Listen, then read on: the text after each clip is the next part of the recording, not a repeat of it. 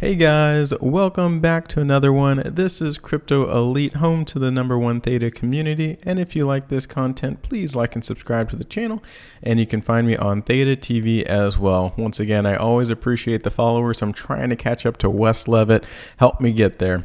But in this video, we are going to talk about the Theta network. In a previous video recently, we talked about the doc statement. This is going to be one of those hidden gems that is released or was released in the updated doc statement that we went over recently. If you're curious about what is Theta Network and what they included in this one, this updated website, then check out my previous video. But in this one, we will check out what is Theta Network. As we all know, it's the next generation of media and entertainment focused blockchain. And one thing that I highlighted was, some of the big companies that are a partner or that are partnered with Theta. And the one thing that I want to focus on is the strategic corporate investors. So the ones that are listed here are Samsung next. And as we can see, here, actually this one is Sony, but that's the next one we're going to talk about. Sony, they have their 3D reality display that's going to launch very soon. It's the spatial reality display. And the big thing there is there's no VR goggles required. So that's part of the Sony Innovation Fund. The other thing I want to talk about is the Bertelsmann Digital Media Investments, BDMI. So this one is actually a very, very large partner that, they invested in Theta very early on, and we'll check that out. So first, let's see who this BDMI is. So we partner with innovative technology companies and work together to build success. And if we check out the About Us, we can see that they're established in 2006 and they have over $180 million under management. So they are a huge company. $180 million, that's not something that you can just create overnight. So they're looking for innovative companies in the tech and media landscape. And they have an enterprise network of BDMI, and then they have a couple different funds. So they do primarily invest in seed fund rounding. And if you're unfamiliar with the different series of roundings or funding, we'll go over that real quick. So there's, seed fund, there's series A, B, and C. Series A, real quick. It's common for a company to begin with a seed round and continue with A, B, and C funding rounds. So a pre-seed funding, and that is if you were to start a company, there's no way that a company just creates money like out of thin air. So you need to either, get money from yourself or close friends or supporters and family. So that is the pre-seed funding, is how you initially get money to do anything in a business. And then from there, you get seed funding, which is the first official equity funding stage. And it typically represents the first official money that a business venture or enterprise raises. And that is something that BDMI does focus on, is the seed funds. So there's a couple different ways you can see this, is the founders, friends, family incubators, VC companies, and more. Then there's Series A, which is once a business has developed a track record, then a company will give them money to further optimize their user base and products. And they are looking for, some company that already has a strong strategy and they are in the money-making business. So that is Series A. Series B is one step past that. So you invest in companies that are past the development stage, and investors help startups get there by expanding market reach. And Series B funding is used to grow the company so that it can meet new levels of demand. And then I won't go through all this, but Series C funding is the last. You already have an established company, and these are huge hedge funds, investment banks, private equity firms. So that's who's investing in these Series A, B, C, and seed funding. So that is something that BDMI does, which is very, very impressive. And they did choose, as we saw from the doc statement, they did choose Theta. So very impressive.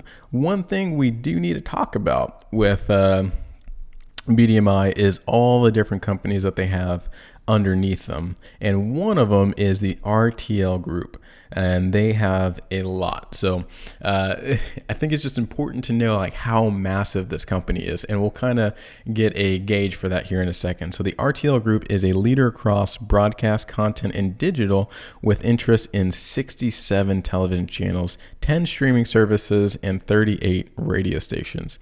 It's part of Europe's largest commercial broadcaster, which includes RTL in Germany, and a bunch of other channels, but in particular, they also do focus in Netherlands, and that will come up here in a second as well.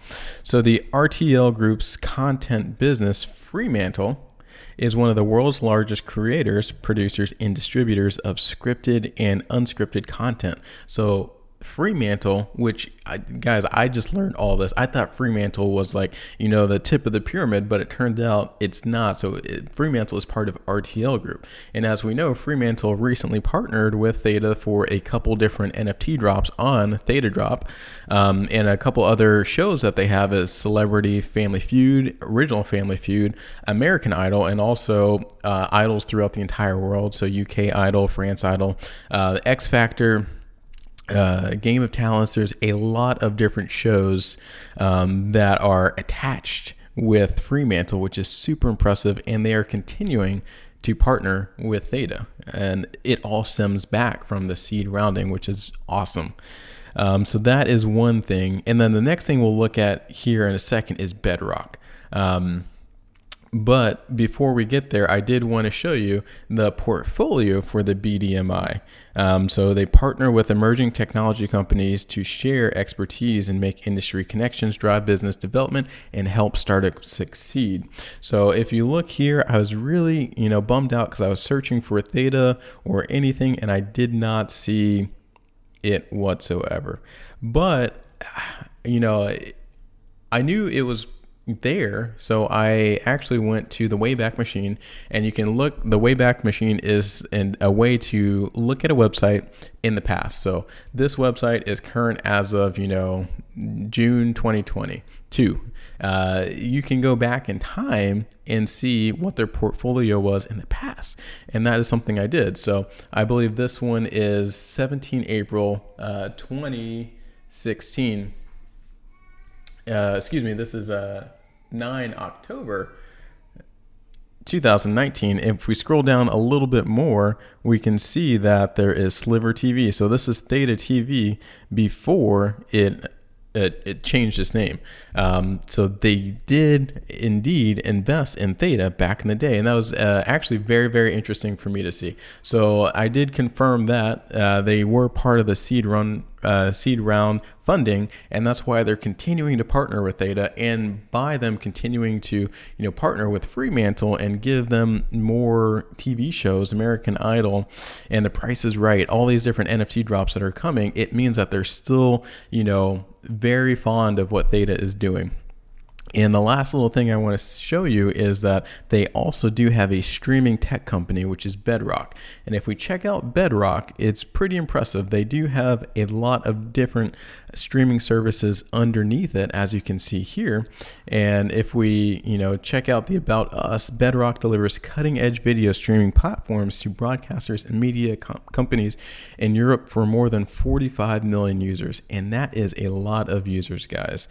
And then just to follow up on that, after significant growth in 2020, Bedrock reaches a huge team with a lot of members, and then the RTL Netherlands Videoland starts migrating its subscribers to the Bedrock platform, which is happening right now. So I think that not only is the BDMI group looking at Theta for their NFTs as part of Fremantle, but if Theta continues to improve on their tech, then maybe they can cut the streaming costs, because as we know, the cost of streaming is a lot to the 45 million users that it has. So maybe this huge company and enterprise might start to use Theta's tech for streaming as well, and that would be great for all of us who run our edge nodes and elite edge nodes, and just us as Theta token holders in general.